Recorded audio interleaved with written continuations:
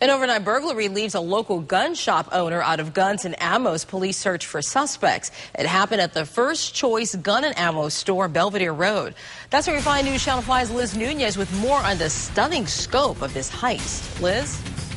Good evening, Tanya. Well, the owner says the thieves made out of the store with $80,000 worth of his inventory. I'm talking about handguns, assault rifles, and ammo. It was actually one of the store's employees who found out what happened. He came in to open the store up this morning and noticed a big hole through the wall. When he checked the safe, he noticed everything was missing, all of their guns and all of their ammo. The owner of the store says the thieves went straight through the safe, I should say, and for his handguns and ammo. Detectives say they knew what they were doing. Instead of breaking through the front door, they knocked down a connecting wall between the gun shop and a neighboring business using a mallet hammer.